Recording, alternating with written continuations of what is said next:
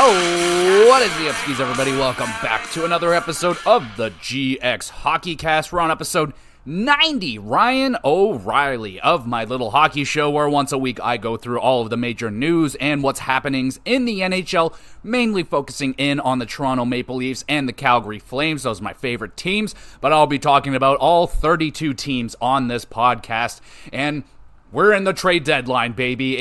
I'm currently recording this on Friday afternoon, right into the trade deadline. Trades are going down as I speak, so I will be obviously going through all of the trades that have gone down over the last week, and we'll break them down and see how good or bad they are. A lot of signings as well to go through, and we're going to talk about some of the news that has been happening in the NHL. I feel like some podcasts are kind of forgetting about the news that is happening around the league because of the trade deadline. So we'll start off with the news that's going off, and we'll start with New Jersey firing Lindy Ruff. It happened. What a crazy ride it has been for Lindy Ruff and New Jersey. Last season, not the best beginning for the New Jersey Devils, and the fire Lindy chants started. They wanted this guy out of here, and he's sitting there going like, what the hell? Like, I've just started, like, give me a minute. New Jersey goes off. They had an excellent season last year, made it into the playoffs finally after a big, long drought, and the sorry Lindy chants happened, and it seemed like everything was all good in New Jersey, and then this season happened. I had my worries about New Jersey in the offseason, not adding any goaltenders, going in with a questionable tandem of Schmid and Vanacek. And yeah, it blew up in their face big time this season. They've had tons of injuries, cannot buy a save, Dougie Hamilton going down. There's a lot of just unlucky situations that happened for New Jersey this season, and Lindy Ruff is the guy that's going to take the bullet right here. Do I feel like that's, I don't know if that's not necessarily fair. I feel like they should have at least maybe waited until they brought in a goaltender, which they actually just did. New Jersey just brought in Jake Allen. We'll talk about that. But I feel like they should have maybe gave Lindy a chance with a goaltender. I mean, what he did for them last year, that basically, I guess that meant absolutely nothing to management because Lindy Ruff is gone. And I don't know, man. I feel like that, I don't think it's going to go over very well. I think Lindy Ruff is a very good coach.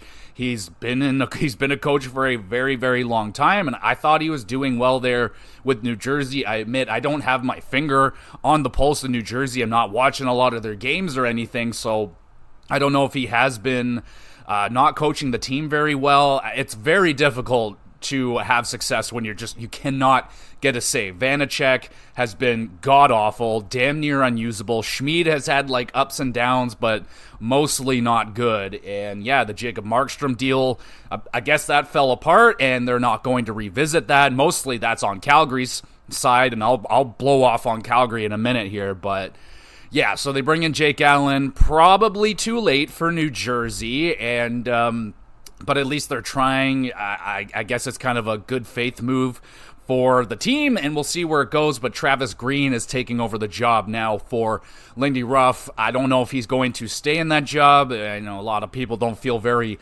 highly about Travis Green and his coaching style, and we'll see where it goes.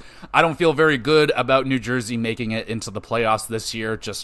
I think too much shit piled on their plate. Dougie Hamilton, a very young defensive core that gets even younger. And yeah, man, it's just an unfortunate season. I know a lot of people had a lot of hopes for New Jersey this year. I know the hockey guy, he picked them to go and I think win the Stanley Cup, which is pretty damn high praise. And yeah, and they may not even make the playoffs this year. So they're looking for a huge rebound.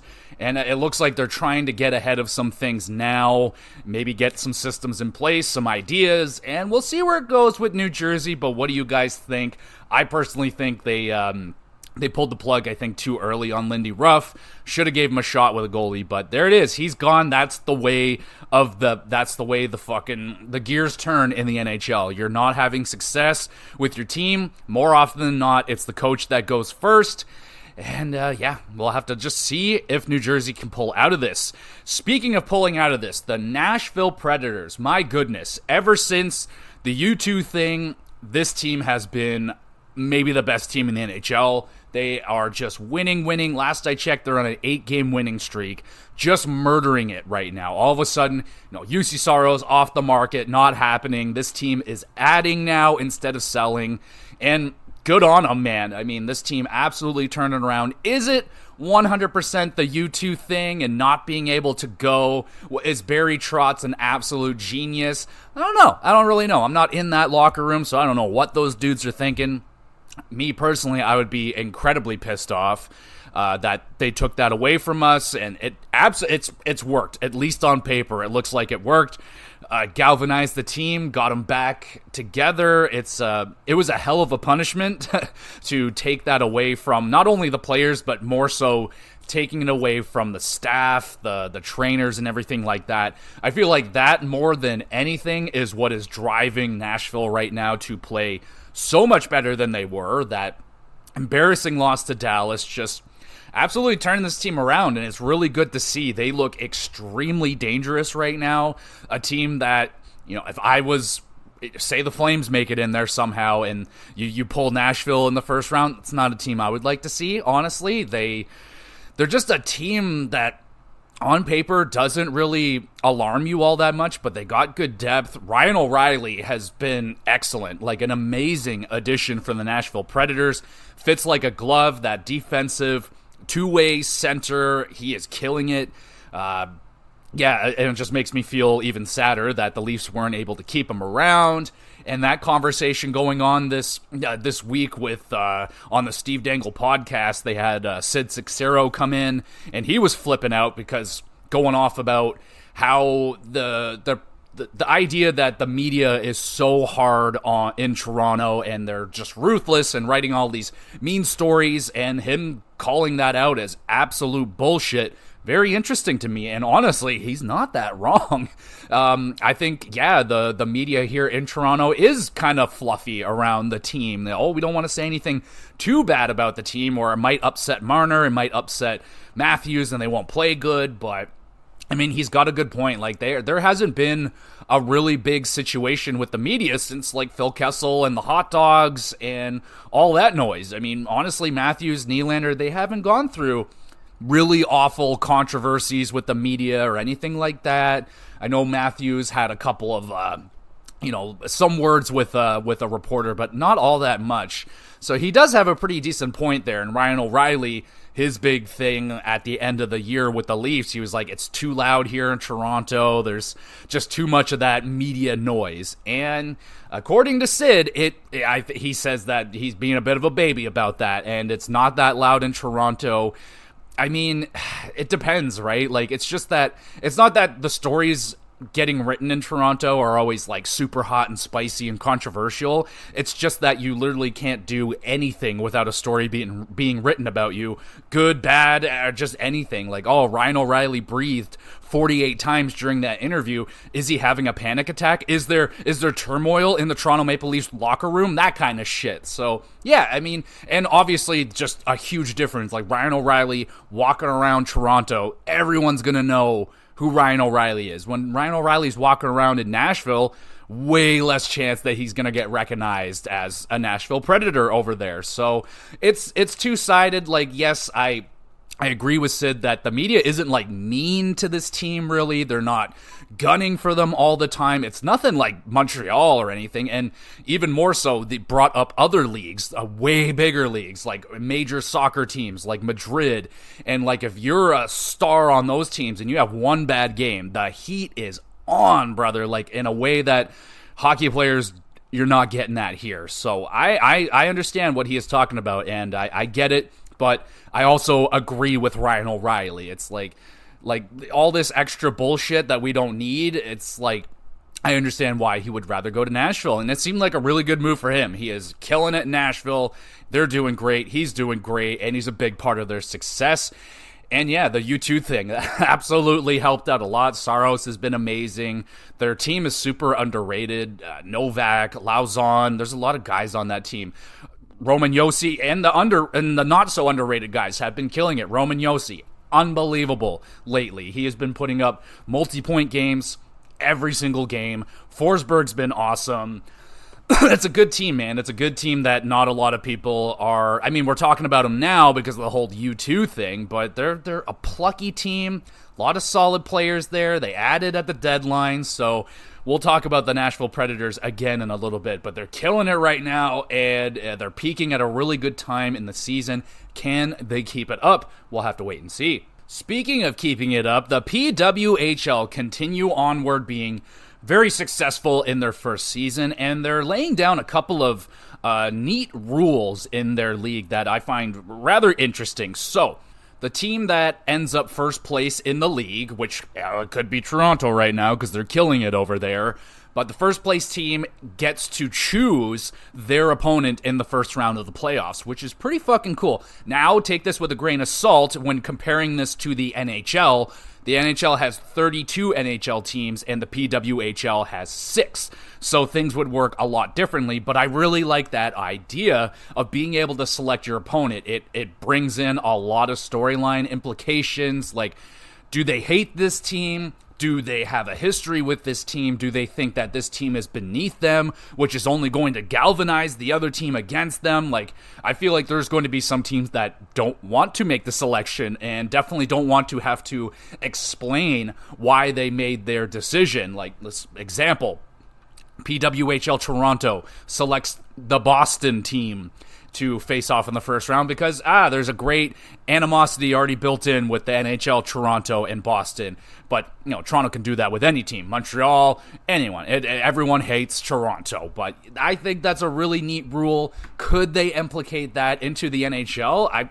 I can't see why not. I mean, it would just add in more fun. I don't think it could also maybe lessen that kind of really awful situation that happens in the first round more often than not in the NHL, is that two powerhouse teams end up clashing in the first round and we lose one of the top 4 teams heading into the playoffs. People do not like seeing that, and how many times have we seen Edmonton going up against Los Angeles now in the first round and heading into the playoffs? LA and Edmonton are powerhouses.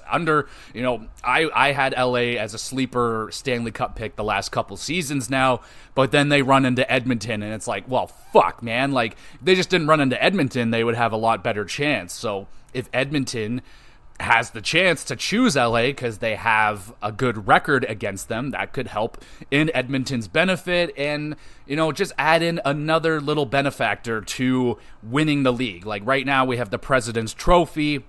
You get the trophy and you get home ice advantage. So that's nice, but you add in also being able to select your opponent. That would be good too. And for example, let's say Edmonton ends up drawing Nashville. Nashville, a very good team right now. Maybe they don't want to deal with them. Maybe Nashville's coming in white hot, and you got LA going in there, maybe quietly, making their way into the playoffs. You would probably want to take LA over a hot team. So that would be very interesting. That rule, I think, would work fine in the NHL. Now, do all the teams want to do that?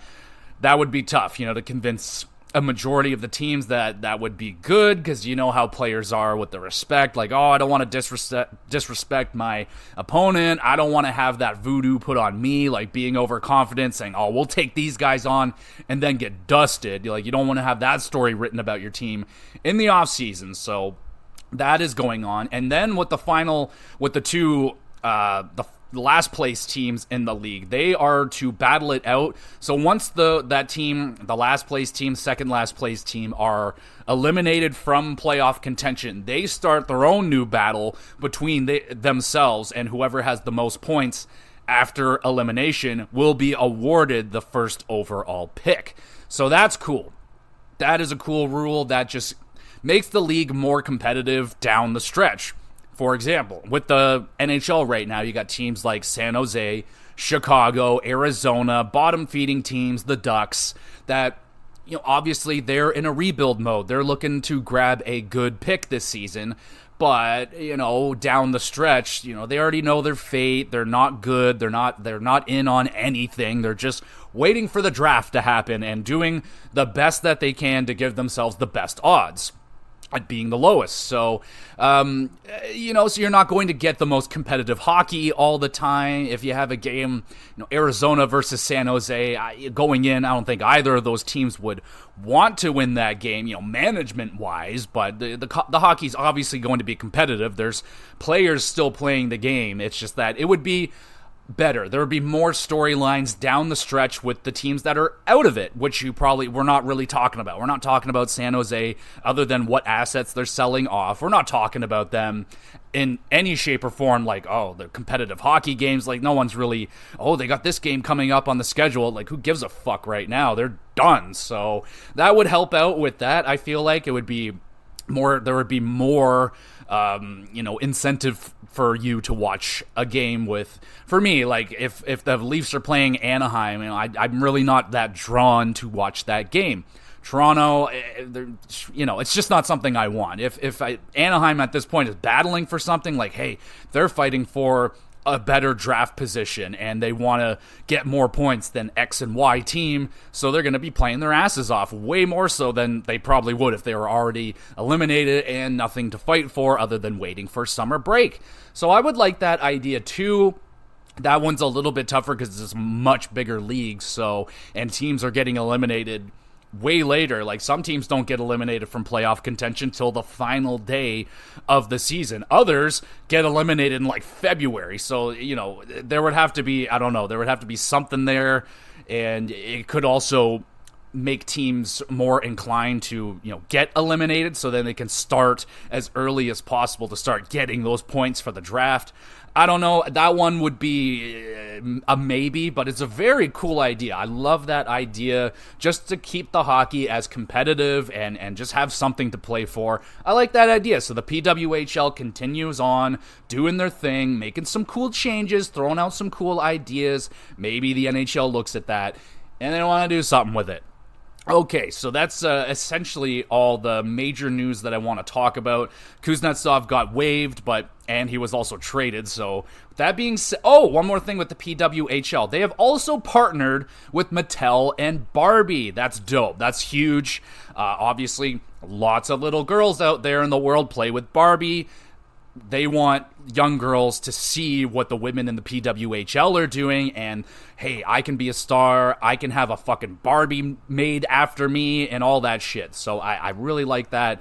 It's been a great turn with girls and hockey. They're signing up more than ever to play hockey in their own leagues with girls, and it's great. That's an awesome thing. So I love what the PWHL is doing right now. Continue to kill it, and let's kill it now. Let's get in to the trade deadline situation. So we're going to go through all the deals. We'll spend more time with others than we will with other trades, but we're going to start with the Dallas Stars acquiring Chris Tanev and Cole Brady in a three-way deal with the Calgary Flames and New Jersey. So we'll start with Dallas, adding Chris Tanev.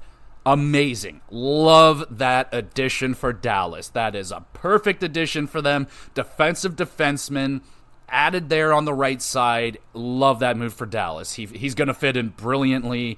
He is going to be a great playoff addition for them. Love that move for Dallas.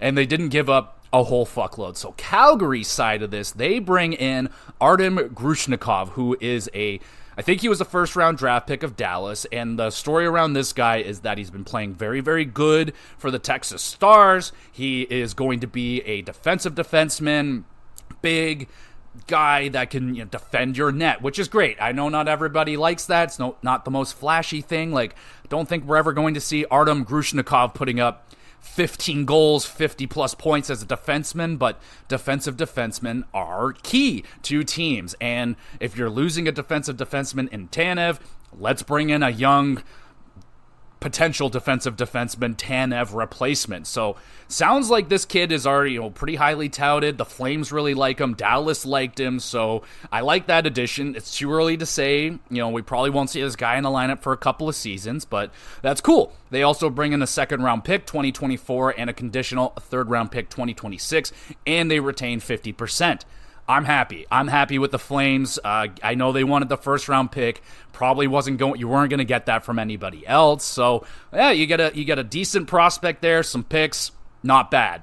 And New Jersey, they throw themselves in there. They get a 4th-round pick and retain 25% of Tanev's contract. So a total of 75% of Tanev's contract is held over. So yeah, Dallas getting Tanev on an excellent price. So I love that move. Now we get to the next one. Toronto Maple Leafs making a move here. We got a defenseman coming in and returning. It is Ilya Lyubushkin, baby. I like this guy a lot. Liked him the first time he was here in Toronto. Is he the answer to the problems with the back end? No, he's not a right-handed defenseman. He's not a top 4 defensive defenseman, but he could be... Wait, is he a right-handed? I think he is actually a right-handed defenseman. My bad, but... He has been playing with Riley. He's not the best guy to play with Riley, but he has done it before, so it could work. Lyubushkin got lit the fuck up in that game against New York, and also, just while we're talking about that New York game, incredible fight with Ryan Reeves and that Rempe kid. That was the best fight I have seen in a long time, and that game was so much fun. Such a fun game. I will not talk about the 2 Boston games. That was awful. I was so angry the other night watching that Boston game.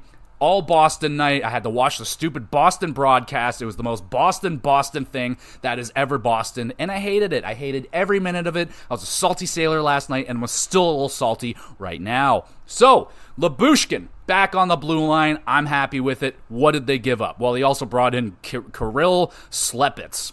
No idea who that is. Anaheim acquires a 3rd-round pick in 2025, and they retain 50% of Lyubushkin's contract. Carolina, the third wheel in this deal, they grab a 6th-round pick in 24 and retain 25%. So we're getting Lyubushkin 75% retained. He is literally underneath league minimum, so good right there. It's a little bit expensive, I guess, with a 3rd-round pick, but fuck it. Who gives a shit? Welcome back, Lyubushkin. We got Colorado. Devils acquire Curtis McDermott from the Colorado Avalanche for a 7th. Just adding in some grit there for the Devils, not bad. Well, I'm actually a little curious why Colorado would give him up. Wouldn't you want some of that grit there? But I guess they know what they're doing. Washington acquires a 2nd-round pick in 24, a 4th round in 26, and they retain 50% of Anthony Mantha's contract, who is on his way to the Vegas Golden Knights. Oh, buddy, there you go. Big guy right there. 6'5", over 200 pounds. Really good addition there for the Vegas Golden Knights. Only gave up a 2nd. They get him 50% retained. I know people are fucking hating on the Golden Knights right now, but they ain't doing anything wrong. So another excellent addition for the Vegas Golden Knights. Love that move. Florida Panthers, they acquire Vladimir Tarasenko, and they got him for pennies on the dollar from Ottawa.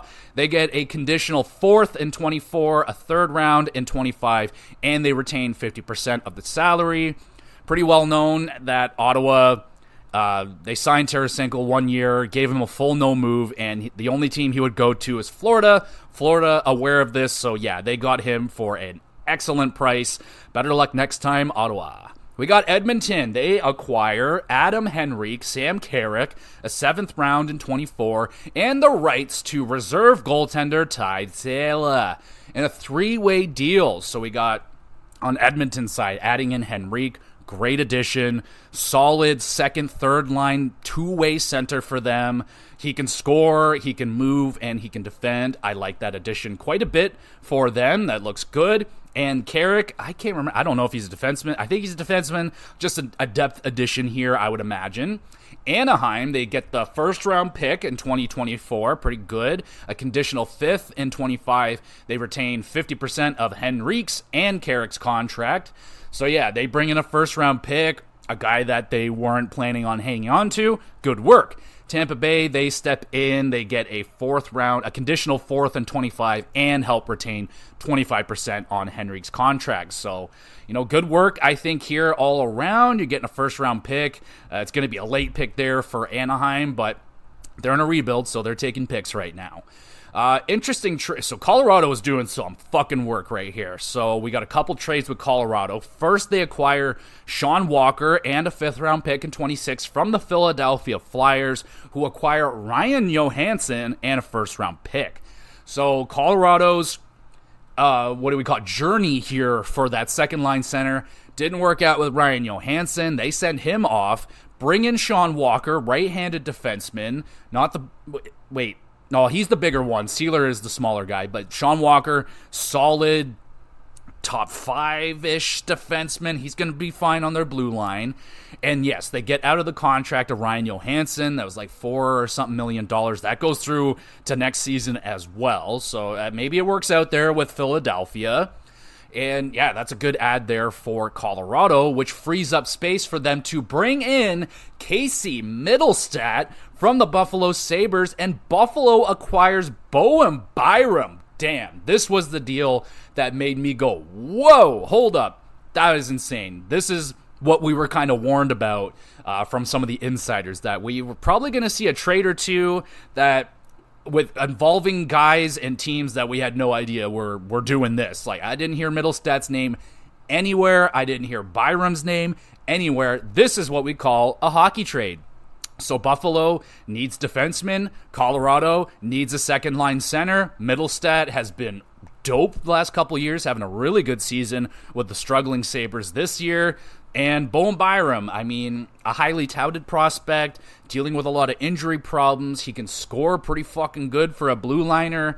And yeah, I mean, he kind of didn't fit the mold of Colorado. They have a lot of really good defensemen, and he's kind of more of an offensive guy. So yeah, I think this trade works out pretty freaking good for both teams. I think more so right now for Colorado, absolutely. We'll see with Buffalo and how it goes for Bowen Byram. They have a very young blue line, and it just got even younger. So we'll see how that works out with them next year, but hoping that Bowen Byram can have a bigger role with the Sabres. I'm a fan of this guy because he just scores goals, man. I love that. So pretty cool. This was by far the most interesting deal that I've seen so far. Now we get to New York. They're doing some work.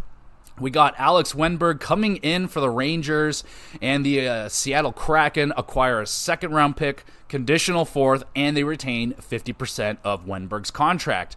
Wenberg's solid, middle six kind of guy. Don't think he'll be cracking into the top six for the Rangers unless injuries happen, but a solid addition. You know, you're going to get even stronger on the forward group. They're looking to replace Blake Wheeler, who's gone. So yeah, they're going to add in some guys there for the center depth. Not a bad deal.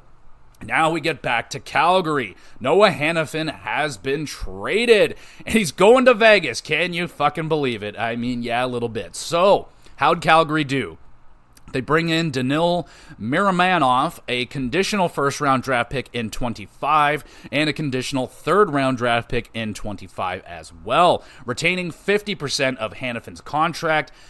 I don't know 100% what the conditions are. I think it's if the Vegas Golden Knights win the Cup. Anyway, so they're getting a first. I'm a little underwhelmed with the package here that the Flames got. Danil Miramanov, he's like 26 years old, a defenseman, shoots right, he's huge, 6'4", 200 pounds, undrafted. I don't think there's going to be a lot here from this player other than just kind of filling in the gap that Hanifin is going to leave on the team here on the blue line. But yeah, I don't think he's going to like emerge into anything like super awesome or anything like that. What we're getting here is that first round pick, but it's Vegas. So they won the Cup last year. They look like they could fuck around and win a Cup again this year. So it's not going to be a great first round pick in the 2025 draft. We don't know much about the prospects in there yet. So I don't know if it's going to be a weak or a strong draft, but admittedly, I'm underwhelmed with this. Noah Hanifin, an excellent defenseman, one of the best breakout passers in the game right now, and yeah, Vegas adding that to their blue line, that's huge. And yeah, they did very, very, very good right here for Vegas. Well done. And the Flyers were involved as well. They get a 5th round draft pick from Vegas, and the Flyers also retain 25% of Hanifin's contract, so 75% in total. Great deal there for Hanifin. So it fell apart with Tampa Bay. Yeah, which it happened. I know Hanifin really wanted to go to Tampa Bay. Apparently Tampa already had a contract extension ready for him and all that, but I guess Vegas did what Vegas always does. They swoop in and steal it. from another team, and they got him at a really good price. So, yeah, I mean, all said and done, Vegas, I think, wins this deal. It could help them win another Stanley Cup. And the Flames, I mean, I feel like they could have done better with that, but there's only so many teams that can get him. Noah Hannafin's already made it pretty known that there's places that he doesn't want to play or at least re-sign with, so that's going to hurt a lot of teams that would have been interested in his services and hopefully be able to re-sign him. I don't know. I haven't heard if Hanifin has a contract extension yet with the Golden Knights, but I would not be surprised if they get him extended and for a pretty fucking good price. So good job by Vegas, Calgary, and I'm not happy about that one. We move on. Toronto Maple Leafs. This one makes me happy. Toronto acquires Joel Edmondson. Yes, all right. I'm happy about that. Why? Joel Edmondson, big guy. He's like 6'4", big defensive defenseman. The only thing that sucks, doesn't shoot right, left-handed defenseman. Regardless, that is awesome. I am very happy with this, and the best thing is they didn't pay a fucking arm and a leg for it. So they're sending off a third-round pick in 24, a fifth round in 25, and Washington retains 50% of Edmondson's contract. So yeah, dude, I am happy with this. A third-round pick. I'm down, man. I'm super amped about having Joel Edmondson on the team. That's our biggest, strongest defenseman, I think, right there. So I am happy. Nashville Predators acquire Anthony Beauvillier from Chicago for a fifth-round pick. Yeah, not bad. I'm surprised there's no retention on that deal, admittedly, but Anthony Beauvillier, he can be a depth winger. I don't know if they're going to be expecting a lot out of him, but an interesting addition here for Nashville. Montreal acquires Jacob Perreault. They trade Jan Misak to Anaheim, kind of just a minor deal, a prospect for prospect. We know Jacob Perreault, he's got that front aigu or whatever the fuck, and yeah, so he has to be in Montreal. All right, Edmonton acquires Troy Stecher in a 7th round pick from Arizona for a 4th round pick. Just some depth on the blue line right there. I do believe Troy Stecher is a right-handed defenseman. Colorado not done yet.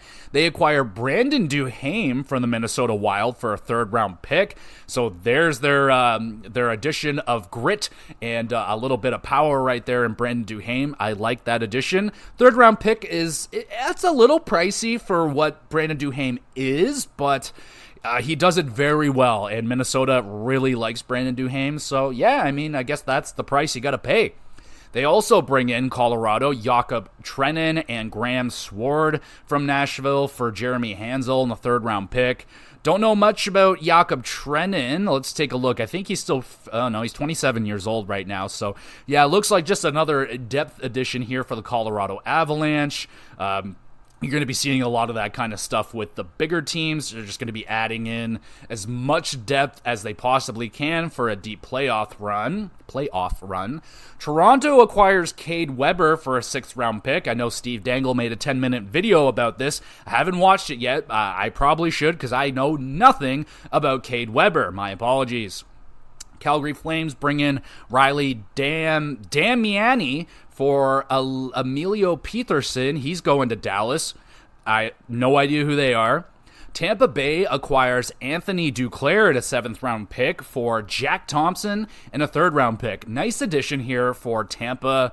Anthony Duclair had some good runs there with Florida, and maybe he can do it again here for Tampa Bay. Not a bad price. I don't think Jack Thompson is anything too important for them. But Anthony Duclair, he could be a solid scorer for the Tampa Bay Lightning going on.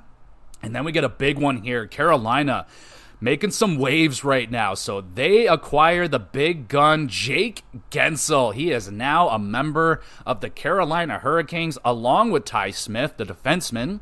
And Pittsburgh acquiring Michael Bunting. Oh, no. I felt so bad for Bunting going to Pittsburgh. It is going to suck playing there for a long time. But, oh, well. Hopefully, Carolina, oh, man, they just might win a cup. I'm going to feel so bad for Bunting. But anyway, they get Michael Bunting, Ville Koivunen, Cruz Lucius, Vasily Pomereyev, conditional 1st round pick in 24, conditional 5th in 24, and they retain 25% of the contract.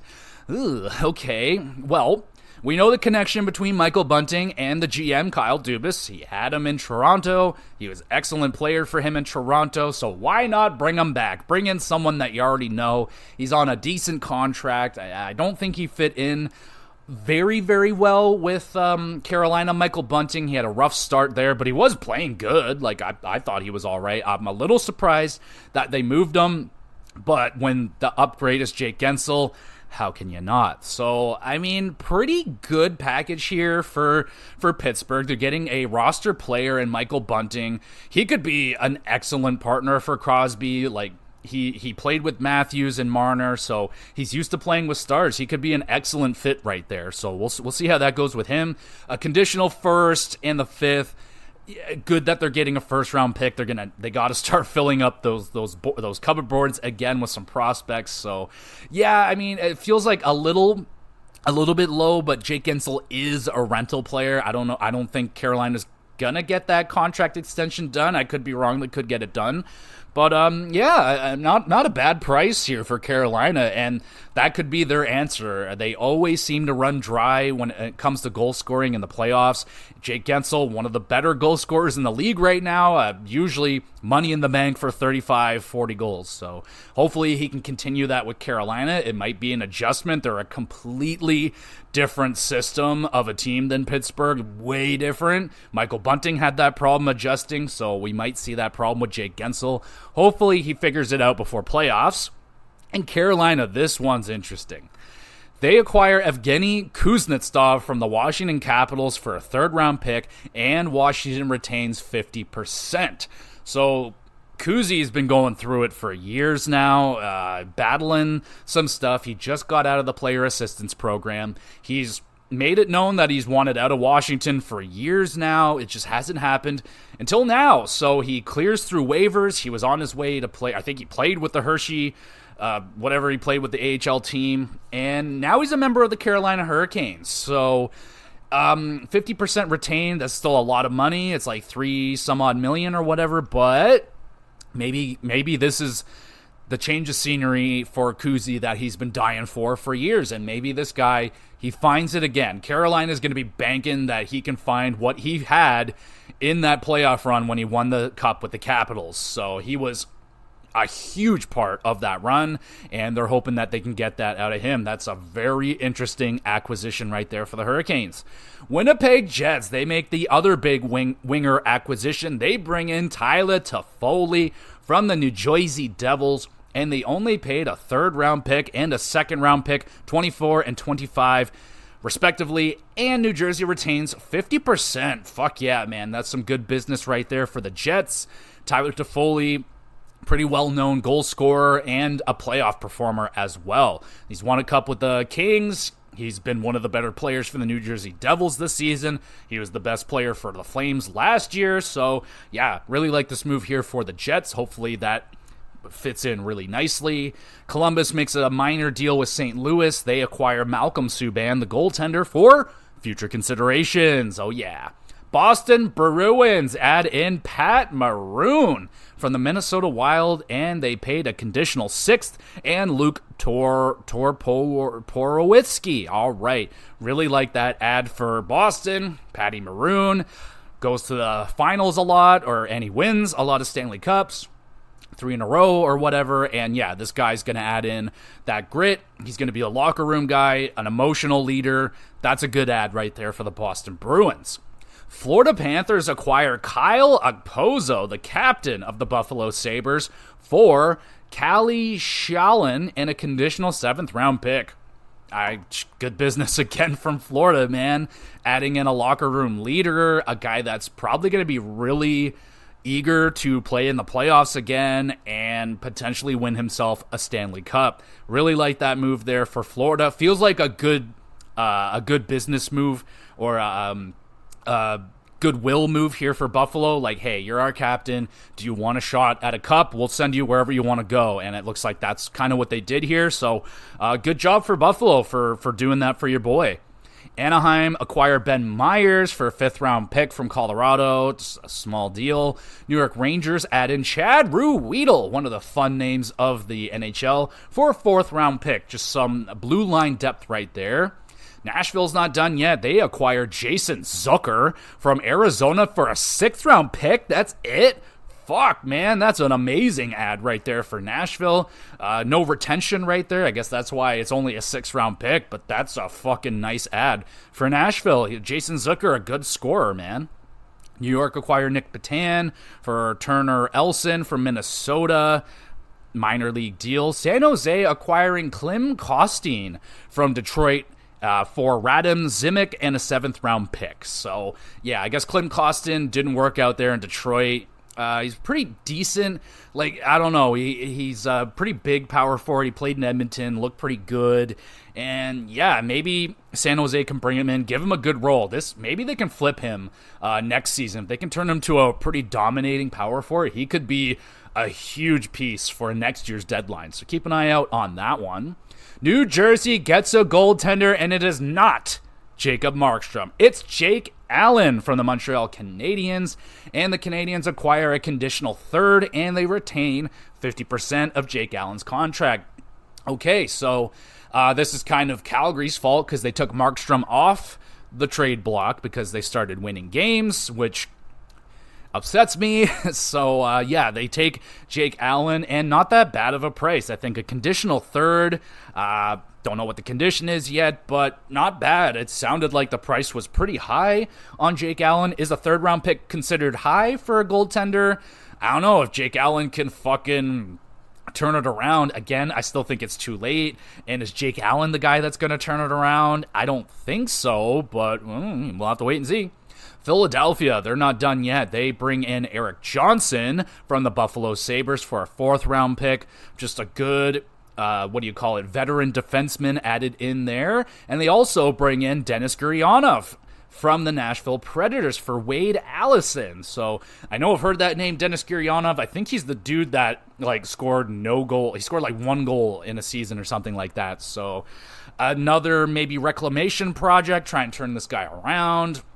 See how that goes. And the Boston Bruins acquire Andrew Peeke for Jacob Zaboral. It's finally over. Zaboral is out of the Bruins organization of that legendary 2015 draft where Boston fucked up big time, and I'll never forget it. Makes me very happy. Andrew Peeke, what is he, a defenseman? Let's take a look. Defenseman, yeah. Oh, 6'3". Oh no, and he shoots right. Damn it. Man, that's not going to be pleasant to deal with in the playoffs. So, well, not another good addition for the Boston Bruins. And these additions are making me a little bit nervous if the Leafs are going to be playing them in the first round. You got Andrew Peeke, you got just the Bruins being the Bruins, and the referees love the Bruins so much, and all that bullshit. God damn it. Oh, the Bruins, they're so annoying. All right, I'm going to reload. We're going to oh my goodness, we got some more trades coming in here. Oh my God, Tampa Bay has acquired Matt Dumba. Damn it. All right, and a 7th-round pick from Arizona for a 5th-round pick. Straight up, God damn, fuck. That's a trade that I think the Leafs could have made right there. Fuck, but honestly, Matt Dumba isn't necessarily what the Leafs are looking for, other than the fact that he shoots right. He's not that good, though I am a huge fan of Matt Dumba. I love that guy. I watched him in the World Juniors, and he was trucking bitches. It was so awesome. I always, for some reason, felt Matt Dumba in a Leaf uniform. It just feels right, but off to Tampa Bay he goes. The jersey does look identical, so there's that. But yeah, nice price right there. Very low price for Tampa Bay. Not bad, man, not bad. They need help on the blue line. I guess that's what they're gonna have to get because they couldn't get Hanifin. So Matt Dumba. We got the New York Rangers. They acquired Jack Roslovic from the Columbus Blue Jackets for a 4th-round pick. That's a nice addition right there as well. New York looking for that center depth. Jack Roslovic, there you go. Some more center depth for him right there. Not bad, not bad. So we'll go over now. We'll talk about some of the signings that have been going on, and then we'll check back in with the trades and all that stuff. I'll just keep, I'll keep popping back in. I'll take a few hours off, come back, check the trade board and see who else has gotten traded. But we'll go over here. We'll look at some of these extensions that got done. I can't remember if I talked about Michael Rasmussen's contract extension, but he got a 4-year extension from the Detroit Red Wings, $3.2 million per season. He's 24, so this could be a bargain, or it could blow up in their face. We'll have to wait and see. Zach Funk, love that name. He signs his entry-level deal with the Washington Capitals. And here's the big one, Vancouver. So, of course, talked about it last week. Is there a chance that Pettersson gets dealt? What's happening, man? Like, it was starting to get hot around Elias Pettersson, and bam, pretty much right after that, he signs a contract extension with the Vancouver Canucks, and it's only $11.6 million per season for 8 years. God damn it. That is such a good fucking deal, man. Amazing job right there from Vancouver. A solid $1.5 million less than I think was projected. He was looking at 12.5. I was hearing $13 million. Bam, 11.6. Bravo, Vancouver. If only we can get our superstars here in Toronto to take a fucking discount. Absolutely never going to happen. How is Elias Pettersson only making $100,000 more than William Nylander? I'll never know. Makes the William Nylander contract look worse and worse and worse every single day. And that that Willie contract is so bad. So bad. All right, well, congratulations, Vancouver. That is an incredible deal. New Jersey signs Mikhail Diodi to an entry level. Jonathan Quick gets a 1-year contract extension with the New York Rangers. Beyond deserves that, and he's getting $1.275 million. Well done. Denver Barkey? Yep, Barkey, that's what it says. Entry-level deal with the Flyers, congrats. Tommy Novak gets a 3-year extension, $3.5 million per season. Really underrated player. He has been awesome for the Nashville Predators. There were teams sniffing around Novak, but they're not going to get him now because he's locked up for 3 more years. Carolina signs Max Comtois to a league minimum deal. Was Max Comtois not the... No, that's someone else. Okay, but Max Comtois, he used to get really good in some of those NHL video games, as I recall. Oh, no, wait, Ivan got signed? Yeah, Colorado signs Ivan. That is his name. His first name is Ivan, and his last name is Ivan because Russia, I guess. I don't know. 2 years entry-level deal. Congratulations, Ivan. Oh boy, here comes Rasmus Sandin with the big extension. 5 years, $4.6 million for the 24-year-old defenseman. Oh boy, okay, now maybe I see why Toronto moved him. That's a lot of money.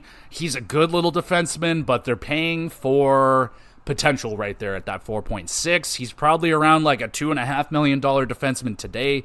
Hopefully he grows into a really good defenseman. I like Sandin. I was pissed that Toronto traded him. Speaking of pissed, Zach Bogosian signs a contract extension with the Minnesota Wild instead of getting traded to the Leafs. I'm sad. $2.5 million in total for 2 years, $1.25 per season. 33-year-old defenseman who I really like. He's a good little defenseman.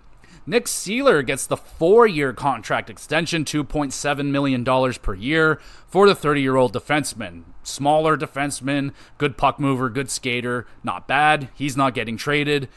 Jacob Movarar gets a contract extension with the Los Angeles Kings. Just a minor league one, looks like it.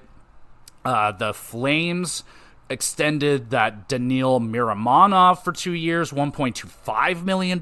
So it looks like they're expecting this guy to play on the blue line. We get a big contract extension for Gustav Forsling out of Florida. 8 years, $5.75 million for the 27-year-old defenseman. So I know people are going to probably say this is a bad one, but Forsling is an unbelievably good defensive defenseman for Florida. They got him for nothing. He was a waiver wire acquisition, just wasn't getting it going with any of his previous teams, and he's found a home, a hell of a home with Florida, and now he's locked up. 5.75. I mean, it may age badly in the last few years, but right now that's a really nice deal. I'm fine with that one. We got Johan Gagovich. He got a 2-year extension, league minimum, just a depth forward. Oscar Sundqvist gets a 2-year extension from St. Louis, $1.5 million per year. It's pretty good. Dallas signs Connor Punnett for a 3-year entry-level deal. Congratulations. Parker Witherspoon gets a contract extension with the Bruins, 26-year-old defenseman, $800,000. And Jordan Eberle gets a contract extension with the Kraken, 2 years, $4.75 million for the 33-year-old forward. Not bad. A little bit expensive, but he has been killing it for the Kraken. He's been a great addition for them. So, yeah, some pretty interesting ones right there. I think I have Dallas here on the mind, so that Stankoven guy, or Stankovic, whatever the fuck his name is, that guy's dangerous, man. That guy is very dangerous for the Dallas Stars. That is basically a nasty top 6 level acquisition. This kid is good. He's scoring a lot of goals. He's big. He's fast. So good on Dallas for drafting that kid, I guess. I mean, holy shit. We got another trade just went down here, a smaller one, but the Florida Panthers acquire Magnus Hellberg from the Pittsburgh Penguins. They get a Ludovic Waby and a conditional 7th-round pick, adding in some goaltender depth there with the Florida Panthers. They literally have okay, he is a goaltender. Yeah, they got like everything covered, man. They got tons of defensive depth. They got an insane forward group. Now they got goaltending depth. They have fucking Spencer Knight in the minors still. He's just chilling. Dude, Florida looks like a problem. They could steamroll the Eastern Conference, man. That team looks, I don't want anything to do with the Florida Panthers in the playoffs. They are scary. Holy moly. And they don't even seem like they're done yet. They just keep going. So good on the Florida Panthers. I'll come back with any more of the trades that happen throughout the day. Oh, buddy, the Vegas Golden Knights did it again. We got a massive deal here that just squeezed out just at the end. Thomas Hertl is now a member of the Vegas Golden Knights. If you hated Vegas before, you probably absolutely despise them now.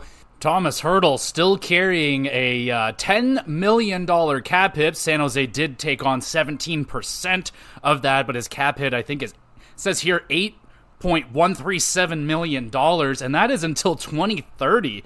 I don't know how the math works out on that one. I don't know how Vegas is going to be able to make this work in the future, but it works now, so they're fucking doing it now. They are definitely a team of the present right here, right now, and wow, that is a massive addition for Vegas going forward. San Jose, so they acquire David Enstrom, first-round pick in 25, third round in 25, and a third round in 27, with the retention of 17% of Hertl's contract. So, wow, San Jose, they're pretty much emptying out the cupboards there. I mean, they still have like Logan Couture and Vlasic, but yeah, that's a big deal. I didn't see that one coming, especially going to Vegas with that amount of money and term. He's going to be one of the higher paid players on the team now. And I guess that's pretty decent for San Jose. I don't know anything about David Enstrom. He's probably some sort of prospect. There's nothing here on him. A first round pick and a couple of thirds. I mean, that's good for a team that is going to be rebuilding.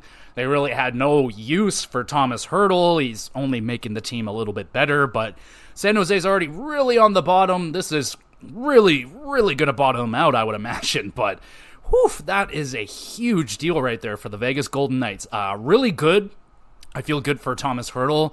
Never won a cup yet. I mean, he's been with San Jose his whole career. San Jose's gone through so many heartbreaks in the playoffs. Maybe Thomas Hertl can get it done this year with Vegas Golden Knights on a repeat, but we do have to mention that Vegas has not played well for a while now. They've been a sub-500 team. They had a great run at the beginning of the year. They went on like 11-game win streak or something out of the gate, which was amazing, but might have blown off a little bit too much there at the beginning of the season, and they've been fighting it for quite some time now.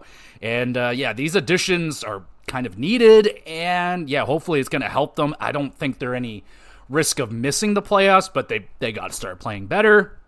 And we have a Toronto Maple Leafs deal. The Leafs acquire Connor Dewar from Minnesota for a 4th-round pick in 2026. So Dewar, a younger 24-year-old center. He's not very big. He's 5'10", 180 pounds. So he's not going to bring a lot of physicality, but I don't really know a whole lot about him, but he can put up some goals. He's a center. He's going to add some depth there for the bottom six for the Leafs, which you can always use a little bit more. I do hear that there is a deal in the queue for the Calgary Flames. I don't believe it is anything to deal with Jacob Markstrom. I think it would have been a bigger situation if that was the case. It still hasn't come out. We're over an hour past the trade deadline. So if it trickles out, it trickles out. I'll just talk about it next week or whatever. But that is essentially the trade deadline done, man. Like, we're past the deadline hour now. And yeah, if there's anything, it's just going to be that Flames deal. Overall, man, Florida did excellent. Vegas was adding like crazy. I think that Boston made some pretty nice moves there. And with New Jersey, I think it's just, you might as well. Like, they're going to see if they can get it done. If it doesn't work with Jake Allen, they didn't pay a lot for it. If they did it with Markstrom, yes, you get him for longer. But, New Jersey, they did what they could. I think San Jose did all right at selling off. Winnipeg, good additions. Carolina, huge additions there. Hopefully those pay off. I think the Flames did a pretty rough job, all said and done, with their packages for Hanifin.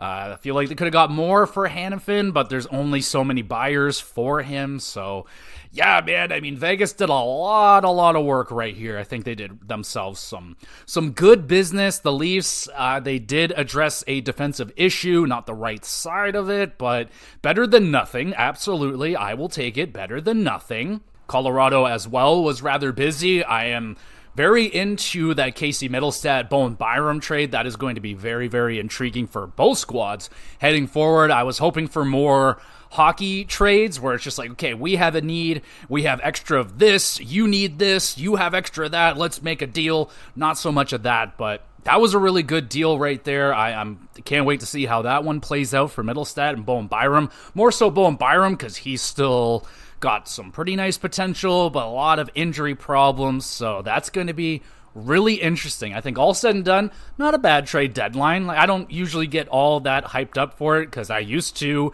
and would get let down quite often, but I wish the Leafs could have gotten a right-handed defenseman. You're seeing Dumba go for a fifth. You could have probably gotten that done, but, Dumba, again, he's not going to fix the problem. He'll help, but he won't fix it. So, Leafs still aren't, I think, in a position here to win a Stanley Cup. I don't even know if they're going to get past. If they got the Bruins in the first round, that's going to be a Herculean task. The Bruins are always pesky in the playoffs. That's their bread and butter. They know how to work around in the playoffs, and the Leafs can never figure it out for some reason. And when they do things that other teams do, they get in trouble for it. The Boston Bruins can do it because, they're the Bruins. That's just what they do. When the Leafs want to play Bruins hockey, no fuego, senor. Not happening. So, yeah, it's going to be an immensely frustrating first-round loss for the Toronto Maple Leafs this year, and we'll see where it goes from there. Obviously, a little bit salty still from the last few games playing the Bruins. Not happy about it, and so that's what it is right now. I think that's just about everything that we're going to talk about this week. Hopefully, I'm going to be hearing a lot of the stories of the trades that weren't, trades that were on the table, almost happened but didn't. That's kind of what I like the most about the trade deadlines. Are the deals that got so close and then fell apart, like the alleged Carolina offering for Elias Pettersson. Like, what was that deal? I have not heard what apparently Carolina would have offered to bring in Pettersson. That would have been a massive deal, and Carolina's got a lot of interesting pieces there. So would have loved, maybe we'll hear about what that deal was. Elliott wouldn't give it up, so I'm pissed. And there actually are a couple of things I want to touch on just quickly before I go. Mika Kiprusoff night in Calgary. Mika Kiprusoff, my second favorite goaltender of all time, only behind Ed Belfour. I love Mika Kiprusoff, man. He is so freaking cool. And getting to hear about all the fun stories about Mika Kiprusoff. He was kind of a reserved goaltender, like on the ice. He was a goalie. Like, he was just kind of chilling, but he's got this vibe to him. And then hearing all these amazing drinking stories, the guy just loved to drink. And it's just like a dude's dude, man. Like, he would show up dressed in like t-shirt and jeans, and he's a goaltender through and through, man. He's just a weird guy doing weird things, but I love Mika Kiprusoff. And I heard a really neat thing. Kiprusoff had this fan that used to dress up like him in the crowd, had the goalie equipment, did all of his movements, even drew on a little beard and everything. Apparently that kid grew up to be would do custom goaltending masks, and he made one for Kiprusoff. I'm like my brain exploded. Like, oh my God, that's so cool. So yeah, good night there for Mika Kiprusoff. Fucking love that guy. Should have been a Stanley Cup champion. We're not going to get into that, but man, Mika Kiprusoff, the homie, I friggin' love that guy. So congratulations on an awesome career, and probably, second favorite Flame of all time, only behind Jarome Iginla. And a little piece of sad news to finish it out. Ottawa Senators Josh Norris will be out for the remainder of the season. And yeah, that pretty much puts a cherry on top of a immensely disappointing season for the Ottawa Senators. Nothing went right, everything went wrong, and better luck next year, I guess. That's really all they can hope for. They didn't make as many moves as I imagine people were hoping for. No Chychrun deal. Claude Giroux wasn't going anywhere. They love him, and he loves it there, so that's good with me. Nothing on Kubalik, no one biting on that, and yeah, so Ottawa a little bit underwhelming. Maybe we'll talk about that more on the next episode, the deals that didn't get made, that should have gotten done, some teams that didn't sell off as much as maybe they should have, or something like that. So there you go, everybody. That is the episode. Thank you so much for listening. Let me know what you thought of the trade deadline, who had the best trades, who did the best work, who sold the best, who bought the best, and who did the worst. I'm standing pat on Calgary. Just like, they didn't do it all bad. It's just that they were selling. They were the biggest seller coming in, and all in all, they didn't get all that much, I don't think, all said and done. I feel like Hanifin should have brought in a bit more. I'm disappointed they aren't going to move Markstrom, but they could still do it in the offseason, so it's not over yet. And no, I don't hate Markstrom. It's just that you're not going to get more for him at this point. Like, he is at maximum trade value now. If you wait, it's not going to work. And I know that the Flames are playing good. They've won like 6 of their last 7, but don't do this. Like, they're gonna blow a good draft pick potentially, and if they make it, then egg on my face. I'm an idiot. I should have been cheering for the Flames, but I don't think it's in their best interest to try and go for it and miss it by a couple points, and then now you're drafting like 15th, 16th, you're not going to get anything revolutionary generally in that area, so I prefer them to try and crack into the top 5 would be amazing, but doubtful. Top 10, hopefully, and we'll see where it goes with the Flames. We'll just have to wait and see. They seem to be getting better with every subtraction they have from the team. It just seems to keep working. Also, there's a lot of heat around Lindholm in Vancouver. A lot of talk that there was a big deal in the works with potentially Boston, and Boston potentially working on a big Allmark trade. I guess none of that happened. I was very interested to see if Vancouver would, in fact, flip Lindholm, because now they got PD signed. I felt like Lindholm was kind of their just-in-case plan B. If Pettersson goes, we got Lindholm. Lindholm hasn't done dick since he got there. He showed up, played a couple of good games, has done dick since, so doesn't look like it's fitting. Boston would have loved to have him, so I was wondering if maybe Lindholm for DeBrusk and something else, because I know that Vancouver is interested in all the wingers, Gensel, Toffoli, all those guys. So yeah, there's some names out there that didn't move, and that's pretty interesting to me. So we'll talk about that some more next week once more of the stories start trickling out and I can learn a little bit more, but that's what I got for you all today. Again, thank you so much for listening. We'll be back again with some more GX Plus cast in terms of what I got going on this week. GamerCast went out early so I can do the trade deadline stuff today, so I have a review of Metal Gear Solid Rising that is up and available for you now. I'm planning on possibly doing a PlayStation 1 retrospective for the next GamerCast. I got that one all ready to go, so I'll probably do that. And the wrestling recap will be here for you, of course. I don't think there's any big pay-per-views this week, so yeah, no extra episode there. But there you go, everybody. That is what's going on. Make sure you're following along with the podcast. There's a Twitter page and a YouTube channel where I upload all of these episodes. You can watch them over there. Great place to drop a comment on the YouTube channel. just any questions you want answered on the podcast about hockey, wrestling, video games, general podcasting questions, send them on in. Love to carve out some time for y'all on the podcast, answer your questions. That'd be so much fun. And yeah, let me know what you thought of the trade deadline. Good one, bad one, doesn't matter one. All right, that's fine. And if you want to be even more awesome than you already are for listening to this podcast, hit the podcast with a little review, hit the star button, whatever you got to do, follow along, tell your friends and all that great stuff. Help out the little guy over here. Hold up, wait a minute. We have a trade to announce. It finally came out that Calgary Flames, with the blockbuster of the trade deadline, acquire Nikita Achatyuk from San Jose for a 5th round pick. The biggest deal. I'm just kidding. It's a nothing deal. I don't know who those people are, but there also was another deal with the Winnipeg Jets. They acquire Colin Miller from the New Jersey Devils for a 4th round pick in the 2026 draft. Colin Miller, I think he is the dude. It says he's a defenseman, but I think he plays forward as well. So yeah, just another solid addition for the Winnipeg Jets, who I already think did a great job today on the trade deadline, just like you guys did listening to this podcast. All right, I won't reload the webpage anymore, and I won't be back this time, so I'm leaving for real this time. Y'all be good. Have a great day. Back again with some more GX Plus Cast. Hit the music.